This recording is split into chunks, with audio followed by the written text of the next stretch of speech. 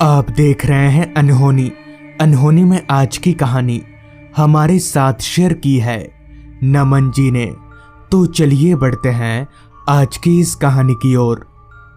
करीब 10 दिन अपने गांव में गुजारने के बाद आज मैं शहर अपने घर जा रहा हूं। भले ये गांव छोटा जरूर है, मगर यहाँ के लोग काफी अच्छे हैं, खासकर रमेश काका, जो यहीं रहकर गांव में हमारे घरों का देखरेख करते हैं।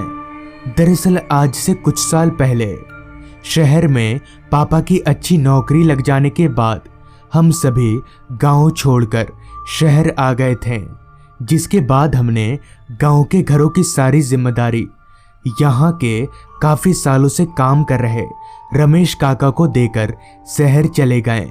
धीरे धीरे वक्त गुजरा और मेरी भी नौकरी शहर में लग गई।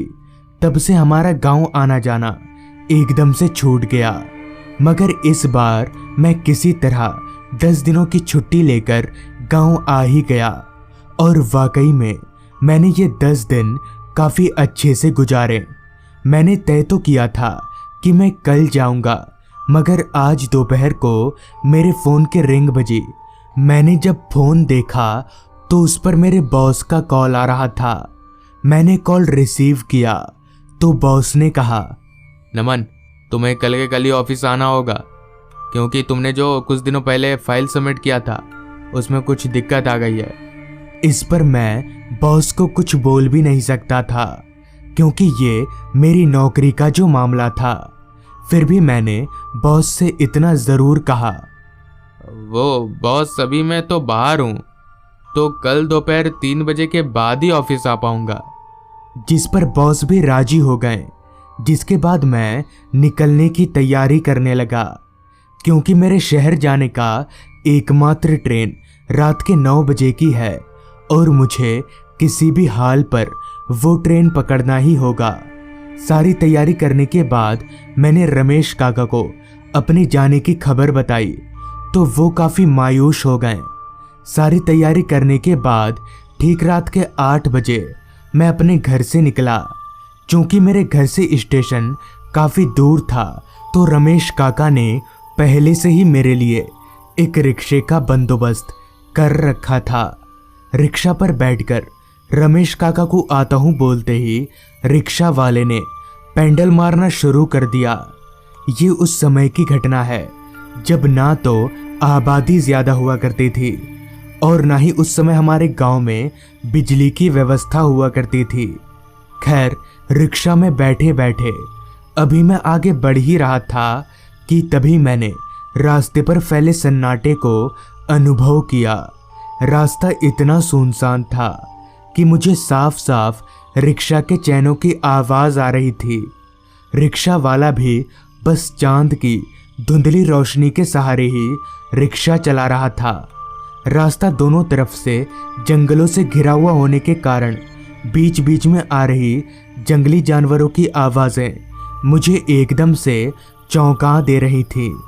अभी हम आगे बढ़ ही रहे थे कि तभी मुझे ऐसा महसूस हुआ कि कोई रिक्शा के पीछे पीछे दौड़ रहा है। मैंने जब पीछे मुड़कर देखा तो एक 10-12 साल का लड़का हमारे रिक्शा के पीछे पीछे दौड़ रहा था। मैंने ये बात उस रिक्शे वाले को बताई। इस पर उसका जो जवाब आया उसे सुनकर मैं एकदम से हक्का बक्का रह गया। दरअसल रिक्शा वाले ने डरी हुई आवाज में कहा, बाबू साहब, पीछे मत देखिए, वो बच्चा नहीं, भूत है, भूत। पहले तो मुझे रिक्शा वाले की ये बात काफी अजीब लगी, मगर फिर जब मैंने उस बच्चे को गौर से देखा तो उस रिक्शा वाले की बात मुझे कुछ हद तक सच लगने लगी, क्योंकि उस बच्चे का पूरा चेहरा सफेद पड़ चुका था और उसकी आंख कुछ अजीब ही चमक रही थी। कुछ देर ऐसे ही वो बच्चा हमारे पीछे दौड़ता रहा, मगर जैसे ही हमने उस रास्ते को पार किया कि वो बच्चा भी एकदम से गायब हो गया। और उसके गायब होते ही रिक्शा वाले ने उसके बारे में बताना शुरू किया। आज से 1 साल पहले हमारे गांव से 3-4 बच्चों का एक झुंड बारिश के मौसम में इस जंगल में आम तोड़ने आया था, जिनमें से एक लड़का पेड़ पर चढ़कर आम के टहनियों को जोर से हिलाता और बाकी के सभी बच्चे गिरे हुए आमों को चुनते। मगर ना जाने कैसे वो बच्चा जिस डाल पर चढ़ा हुआ था वो डाल ही टूट गई और वो लड़का सर के बल जमीन पर जा गिरा, जिससे उसी वक्त उसकी दुखद मौत हो गई। तब से उसकी आत्मा इसी रास्ते पर भटकती है, मगर आज तक ऐसा कोई मामला सुनने में नहीं आया जो उसने किसी को नुकसान पहुंचाया हो।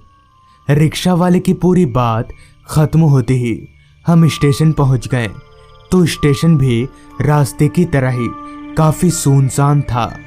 खैर, मैंने रिक्शा वाले को उसका भाड़ा दिया और अपने सारे सामानों को लेकर स्टेशन के अंदर दाखिल हुआ, तो सारा स्टेशन घुप अंधेरे में डूबा हुआ था। बस थोड़ी दूर मुझे एक हल्की सी लालटेन की रोशनी दिखी, तो मैं समझ गया कि शायद वही टिकट काउंटर है। तो मैं चलकर सीधे टिकट काउंटर पर गया और टिकट कटाते हुए ट्रेन के बारे में पूछा, तो मुझे पता चला कि मेरी ट्रेन 2 घंटा लेट चल रही है। इतना बताकर उस टिकट काउंटर वाले ने काउंटर पर ताला मारा और अपने घर की तरफ चलता बना। अब उस पूरे स्टेशन पर मैं ही अकेला रह गया था। ट्रेन तो 2 घंटे लेट चल रही थी, इसलिए मैं प्लेटफॉर्म पर लगे एक बेंच पर लेट गया और तभी जोरदार बारिश शुरू हो गई, वो भी ठंडी ठंडी हवाओं के साथ। बारिश इतनी तेज थी कि उसकी आवाज़ से एक ऐसा माहौल बन रहा था कि वो किसी भी अकेले इंसान को डरा दे। खैर, ठंडी ठंडी हवाओं के कारण अब मेरी पलकें थोड़ी थोड़ी भारी होने लगीं और देखते ही देखते नींद ने मुझे कब अपने आगोश में ले लिया पता ही नहीं चला। फिर जब मेरी आंख खुली तो मुझे किसी ट्रेन की हॉर्न की आवाज़ सुनाई पड़ रही थी। मैं समझ गया कि मेरी ही ट्रेन आ रही है। मैं उठकर प्लेटफॉर्म पर खड़ा हो गया और ट्रेन के लगते ही ट्रेन में चढ़ा, तो ट्रेन में ना तो लाइट जल रही थी और ना ही कोई आदमी दिख रहा था। इस पर मैंने अपने कीपैड फ़ोन का टॉर्च जलाया और एक सीट देखकर बैठ गया, मगर मेरे जहन में एक सवाल बार बार दस्तक दे रहा था कि भला कोई ट्रेन इतना अंधेरा कैसे हो सकता है। अभी मैं ये सोच ही रहा था कि तभी ट्रेन खुल गई और खुलते ही ट्रेन ने अच्छी खासी रफ्तार भी पकड़ ली। खैर, अब किया भी क्या जा सकता था, मुझे तो किसी भी हाल में ये ट्रेन पकड़ना ही था। ये सोचकर अभी मैं चुपचाप अपनी सीट पर बैठा ही था कि तभी मेरे पैर पर किसी कीड़े ने जोर से काटा, तो मैंने झट से अपने फ़ोन का टॉर्च जलाया। तो मेरे टॉर्च जलाते ही मुझे मेरे सामने की सीट से आवाज़ आई, क्यों भाई साहब, बार बार टॉर्च क्यों जला रहे हैं आप? उस आवाज़ को सुनकर मैं एकदम से हक्का बक्का रह गया और फिर जब अपनी टॉर्च की लाइट को उस आवाज़ की ओर घुमाई तो मेरे होश उड़ गए, क्योंकि अब ठीक मेरे सामने वाली सीट पर 2 आदमी बैठे हुए थे। मगर ये कैसे हो सकता है? अभी थोड़ी देर पहले ही तो मैंने अपनी टॉर्च की लाइट से पूरा बोगी चेक किया था, तब तो यहाँ कोई नहीं था, तो अब ये दोनों आदमी कहाँ से आ गए?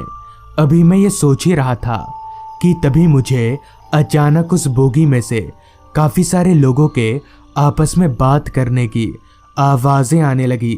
ये सुनकर मैं और भी ज़्यादा सहम गया और फिर जब एक बार टॉर्च जलाकर अपने आसपास देखा तो इस बार वहाँ का नज़ारा देखकर मैं ज़ोर ज़ोर से कांपने लगा, क्योंकि अब मेरे आसपास 2 नहीं बल्कि बहुत सारे लोग थे और उन सभी का शरीर पूरी तरह से कटा फटा था।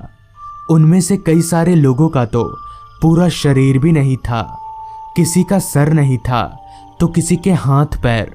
ये दृश्य देखकर मैं समझ गया कि यहाँ मौजूद सभी लोग इंसान नहीं बल्कि भूत हैं और मैं अब एक बड़ी मुसीबत में फंस चुका हूँ। तभी ट्रेन की स्पीड अचानक कम होने लगी। मैंने जब बाहर झांक कर देखा तो ट्रेन एक स्टेशन से गुजर रही थी।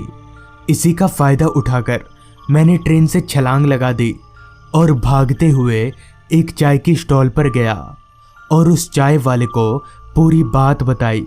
तो इस पर उसने कहा, आज से कुछ साल पहले ये ट्रेन एक गांव के रेलवे फाटक पर खड़ी थी।